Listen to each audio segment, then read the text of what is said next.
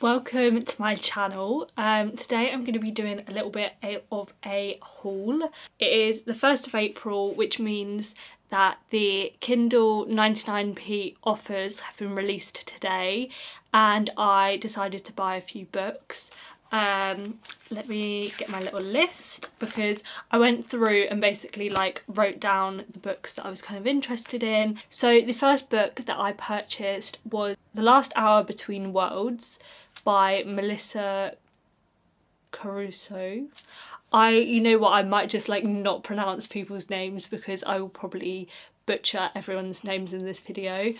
But this book is a bit of a different book than I would usually go for, because I'm trying to expand, I was about to say expand my horizons.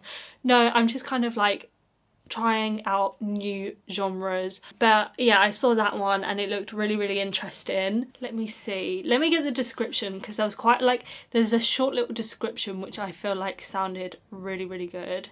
So it says, follow a star investigator and her rival as they journey through layers of reality to save their city in this whip-smart adventure fantasy packed full of murder, mystery and mind-bending magic. And I just thought, considering it's a genre I don't really go for that often, I thought that sounded really interesting.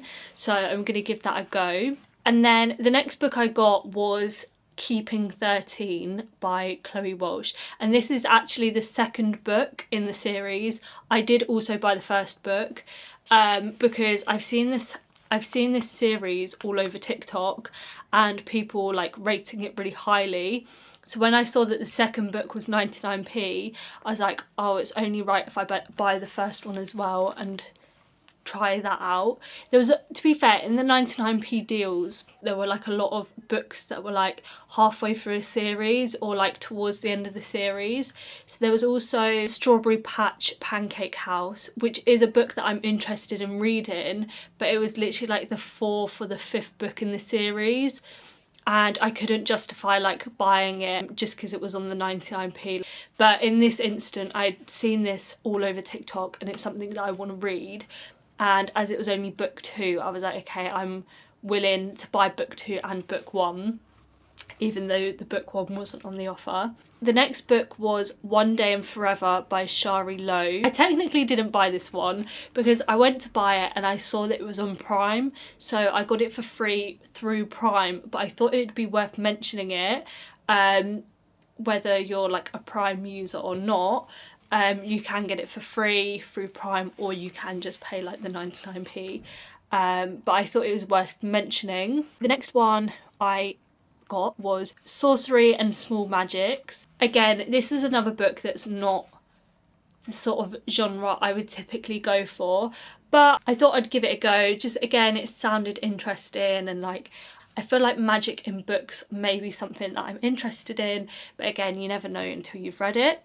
It's worth mentioning I was going to purchase Wild Love by Elsie Silver, but I saw that was also on Kindle Unlimited, and all of the books in that series are on Kindle Unlimited, so I decided not to buy it. So I thought I'd rather just read the whole series through Kindle Unlimited than spending the money and getting it now, especially as I have other series that I'm reading / I'm going to start reading.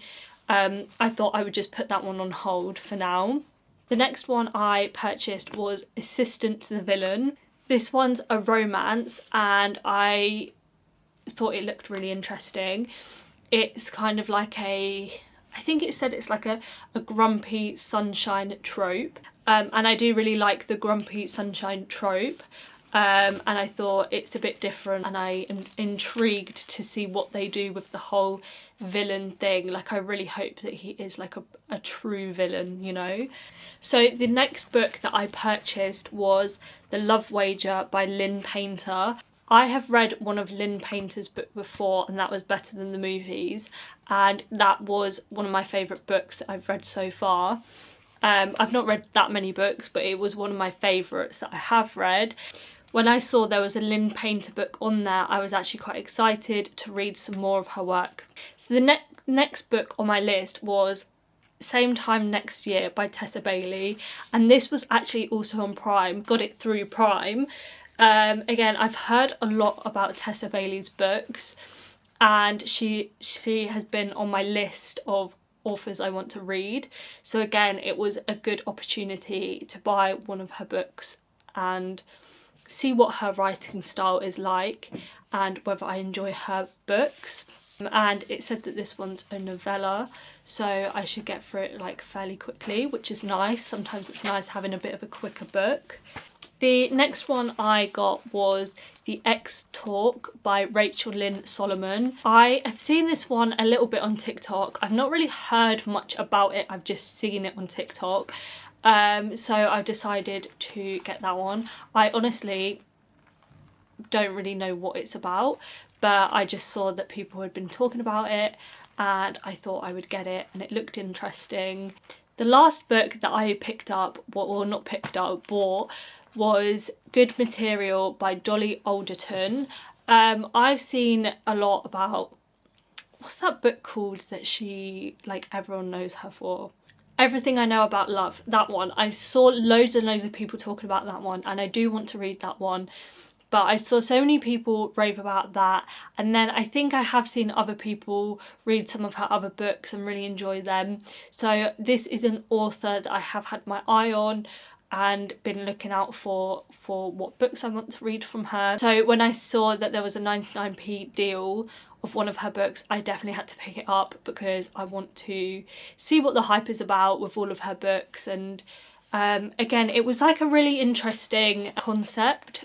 I didn't read too much of the description, but from what I gather, it's like it's about a breakup and there kind of being like two sides to the story, and like one of them had fallen out of love and the other hadn't, sort of thing.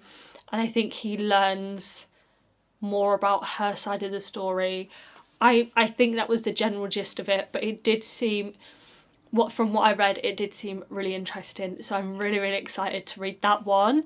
That is everything that I bought because I was trying not to like spend too much money. I think the 99p Kindle books are really good because you can kind of try new authors and try new books and stuff and genres and not spend too much money on them.